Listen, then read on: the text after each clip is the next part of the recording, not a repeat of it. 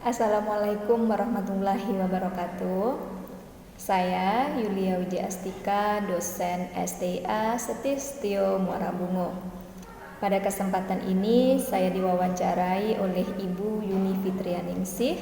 Beliau adalah mahasiswi PPG bidang studi IPA. Untuk itu saya akan mencoba menjawab pertanyaan-pertanyaan yang diberikan kepada saya.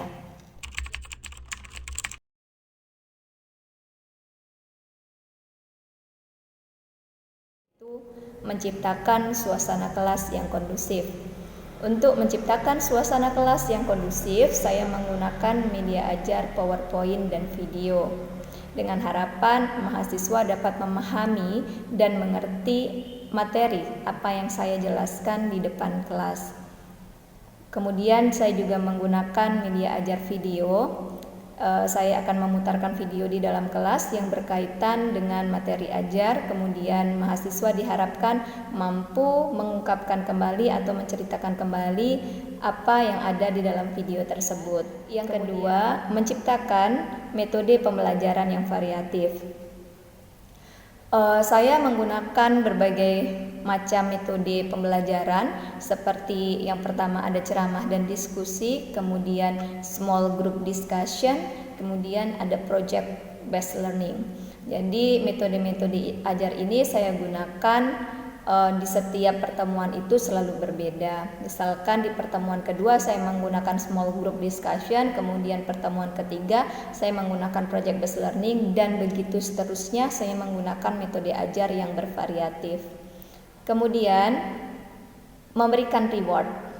Reward yang saya berikan bukan dalam bentuk material, namun saya memberikan reward berupa skor. Jadi saya akan memberikan skor yang saya tandai dengan positif skor untuk peserta didik yang aktif di dalam kelas. Misalkan mengajukan pertanyaan, menjawab, merespon tanggapan dari teman dan lain sebagainya. Maka saya sebagai dosen akan memberikan nilai positif, menandakan bahwa peserta didik saya aktif di dalam belajar.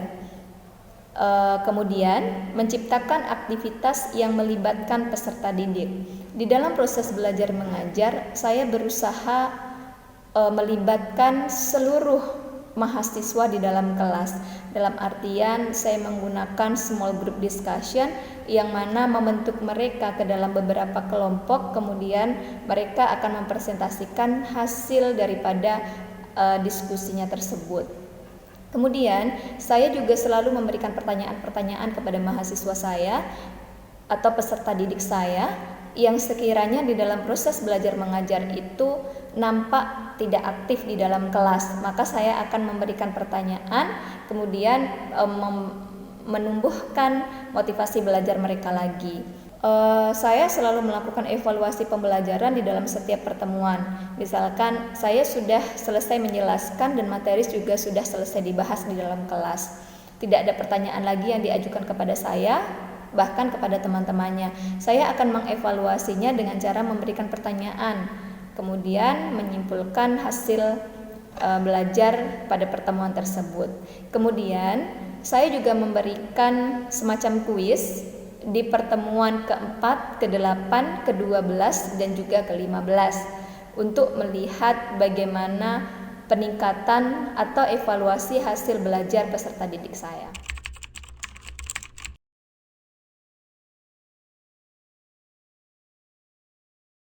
Kemudian pendapat saya selaku dosen dalam menghadapi rendahnya motivasi belajar siswa, yaitu harusnya tenaga pendidik menggunakan metode ajar yang lebih variatif lagi, metode ajar yang sudah menggunakan IT atau teknologi yang beragam dalam proses pembelajaran.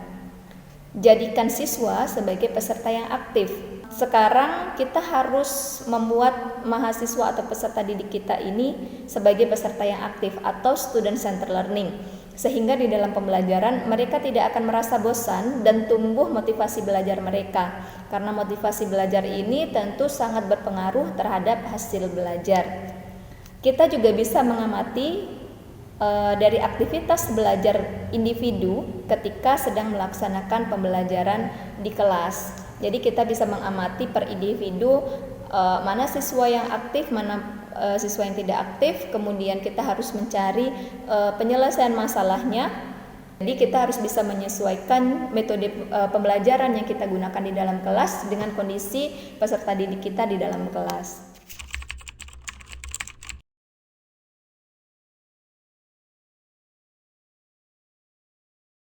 Upaya yang saya lakukan dalam mengevaluasi hasil belajar siswa dengan cara menentukan aspek yang akan dievaluasi sesuai dengan tujuan pembelajaran yang ingin dicapai. Misalkan saya adalah dosen bahasa Inggris, tujuan dari pembelajaran bahasa Inggris adalah membuat mahasiswa mampu untuk berbicara bahasa Inggris.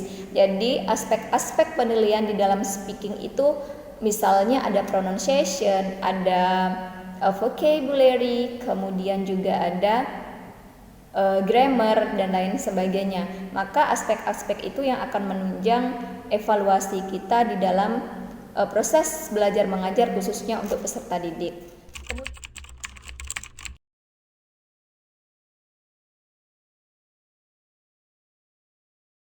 Tentu motivasi belajar ini sangat mempengaruhi hasil belajar peserta didik, karena seorang peserta didik atau siswa ini memiliki motivasi